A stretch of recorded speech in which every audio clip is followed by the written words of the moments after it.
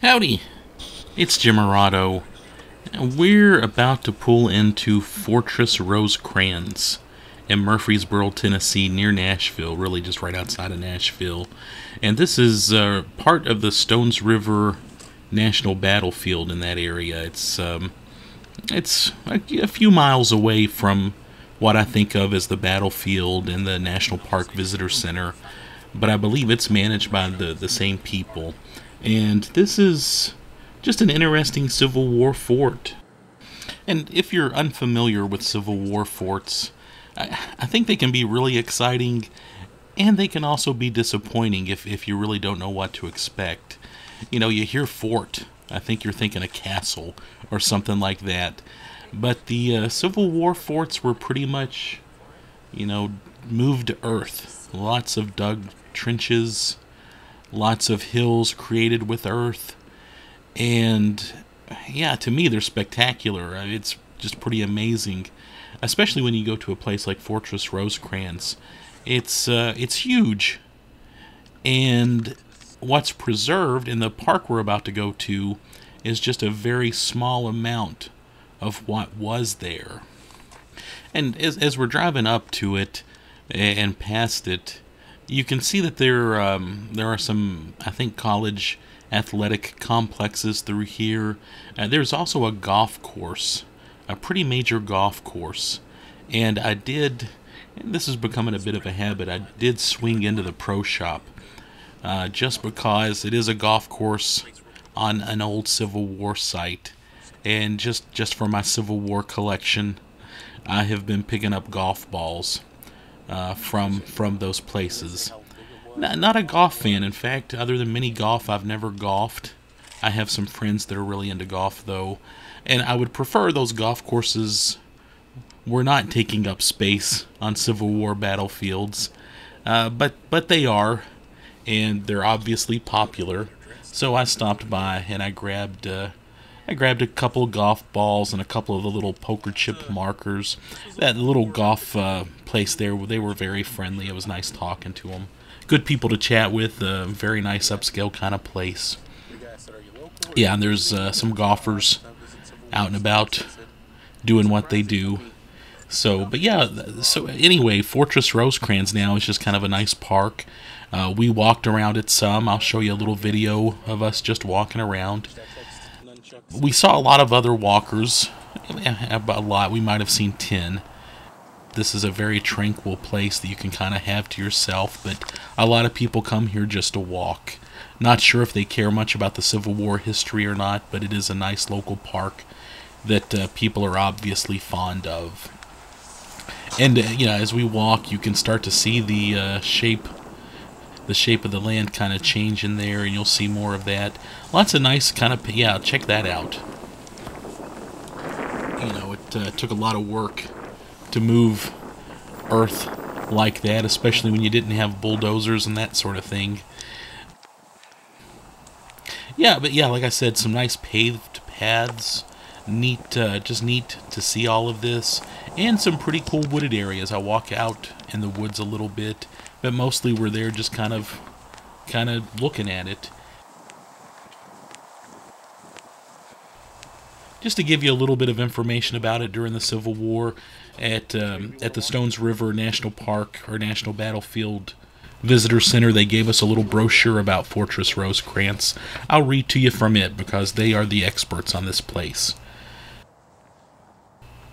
It starts out, "The citizens of Murfreesboro never dreamt they would ever hear the roar of cannon, the rattle of musketry, the groans of the dying."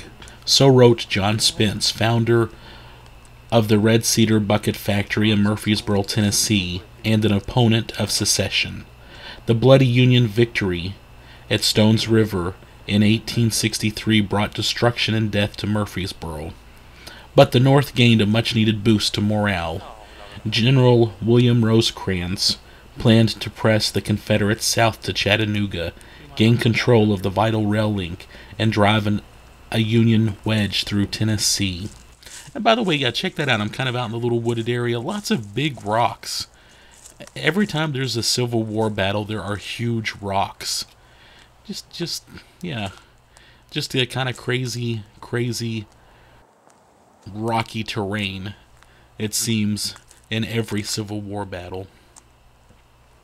I'll go on with the brochure. Sorry about that interruption. The Union Army was far from its supply base at Louisville.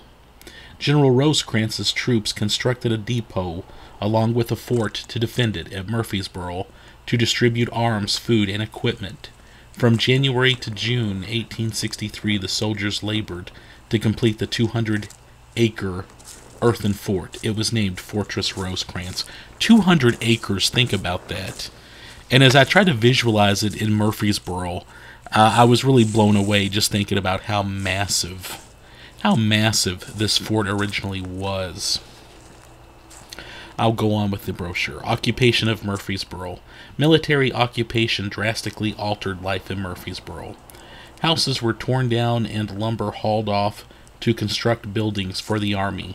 John Spence wrote that the streets were crowded at all times with wagons and soldiers, giving the place much the appearance of a wagon yard. Soldiers camping thick in and around town. The officers particularly loved milk, making use of citizens' cows. When the Federals set off on the Tullahoma campaign, Spence noted that Rosecrans was scarcely leaving forces sufficient to man the forts.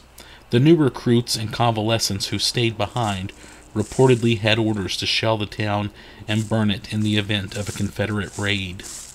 One gun at the fort was trained on the courthouse. This elegant landmark was constructed shortly before the Civil War. During the war, it served as barracks and a prison. By the end of the war, half the roof was blown off by the wind, windows and doors were broken, and plaster crumbling from the ceiling. The courthouse, now restored, still stands at the center of downtown square. And I'll keep reading as you kind of walk along with us. Confederates threatened the fort. Confederate cavalry threatened Murfreesboro and Fortress Rosecrans in October 1863. Deterred by the fort's strength, the horsemen turned south of town, burned a bridge, and tore up a railroad track before moving towards Shelbyville. In late 1864, the Confederates hoped to recapture Tennessee and move into Kentucky. After a desperate fight at Franklin in November, in which 6 Confederate generals died, the Southern Army followed the Federals' retreat north towards Nashville. Meanwhile, Confederate General Nathan Bedford Forrest rode southeast towards Murfreesboro to destroy the railroad and blockhouses and to disrupt the supply depot. The Union forces retreated to the fort. The next day, December 7, 1864, Union General Robert H. Milroy, with 2 brigades, faced the Confederates on the field about a mile from the fort in the Battle of the Cedars. After spirited fighting, the Confederates retreated and Milroy's troops retired to the fortress. The battle, fought along Wilkinson's Pike, was considered a Union victory. Fortress Rosecrans remained unscathed. The weakened Confederate army was crushed at Nashville with their hopes for recapturing Tennessee dashed. The army fled to Mississippi. And then there's just a little note about preserving Fortress Rosecrans. 5 months later, the war was over and John Spence's sympathies had changed. The prospect was gloomy to those returning from war. Fortress Rosecrans no longer needed. During its 2 years' existence, the fort had deteriorated, despite the garrison's efforts to maintain the works. The rains of winter and heat of summer conspired to wear away the sod covering the earthworks. In April 1866, the Union Army abandoned Fortress Rosecrans. Since then, most of the earthworks have been lost as Murfreesboro has grown past the fort. Only 3,000 feet of an original 14,000 feet of earthworks remains. Think about that. In 1993, the city transferred remnants of the fort to the National Park Service.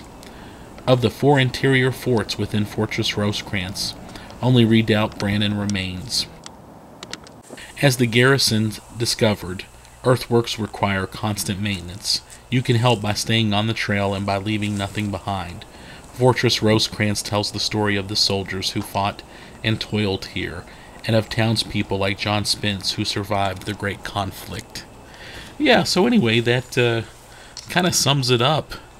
And a little note on preservation there, and how little of the fort still remains.